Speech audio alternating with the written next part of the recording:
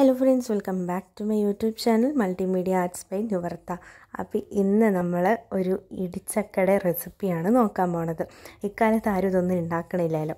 അപ്പോൾ ശരി, ഇതൊന്ന് എങ്ങനെയാണ് ഇതിൻ്റെ ടേസ്റ്റ് റെസിപ്പിന്നും കുറച്ച് മറന്നിരിക്കുമായിരിക്കുമല്ലോ എല്ലാവരും. അപ്പോൾ എന്തായാലും ഇതൊന്ന് ഷെയർ ചെയ്യാമെന്ന് പറഞ്ഞിട്ട് വിചാരിച്ചു. അത്രേ ഉള്ളൂ. എല്ലാവരും ഉണ്ടാക്കണതായിരിക്കും, എന്നാലും നമ്മുടെ ഒരു സ്റ്റൈൽ എങ്ങനെയാണ് എന്നുള്ളത് കാണിക്കണമെന്നുള്ളൂ. അപ്പോൾ ഇതുപോലെ അരിഞ്ഞതിന് ശേഷം ഈ തൊലിയൊക്കെ ഒന്ന് നമുക്കാദ്യം കളയണം. അതിന് ശേഷം ചെറുതായിട്ട് അരിഞ്ഞ് വെക്കണം. അതിനിപ്പോൾ നമുക്കത് കഴിഞ്ഞിട്ട് കാണാം.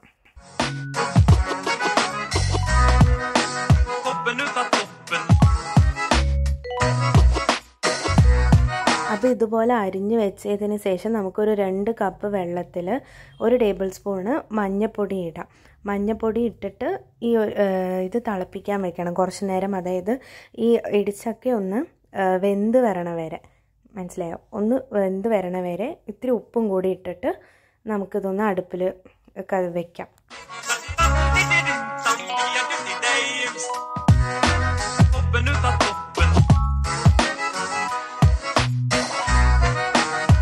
അപ്പോൾ ഈ വെന്ത് വരണ ടൈമിൽ നമുക്ക് കുറച്ച് തേങ്ങയും ഒരു 2-3 നിങ്ങൾക്ക് ആവശ്യത്തിനുള്ള പച്ചമുളകും എടുത്തിട്ട് ഇതൊന്ന് അരച്ചിട്ട് വരാം നമുക്ക്. അപ്പോൾ വെള്ളം ഒഴിക്കാതെ ഈ ഒരു പരുവത്തിലാണ് നമുക്ക് അരച്ചെടുക്കേണ്ടത്. ഇപ്പോൾ കണ്ടില്ലേ, ഈ ഒരു പരുവത്തിലാണ് നമുക്കിതൊന്ന് വെന്ത് കിട്ടേണ്ടത്. ഇനി മെല്ലെ കുറച്ചായിട്ട് നമുക്കിത് അരച്ചെടുക്കണം. ഇത് ഈ ഒരു സൈസ്, ഈ ഒരു ഇതിലാണ് അരച്ചെടുക്കേണ്ടത് കേട്ടോ. അല്ലാതെ ഒരുപാട് ഇങ്ങനെ കുഴഞ്ഞു പോവുക അങ്ങനെയല്ല, ഈ ഒരു പരുവത്തിലാണ് അരച്ചെടുക്കേണ്ടത്.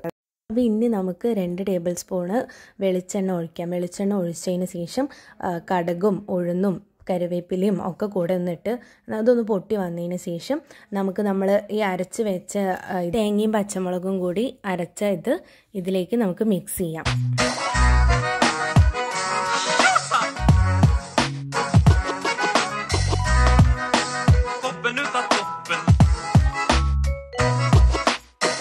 ഇനി ഇതൊന്ന് ചെറുതായിട്ട് വറുത്തെടുത്താൽ മതി. ഒരുപാട് കളറാവുക അങ്ങനെയൊന്നും നിൽക്കണ്ട. ഒന്ന് ജസ്റ്റ് ഒന്ന് വറുത്തെടുത്താൽ മാത്രം മതി.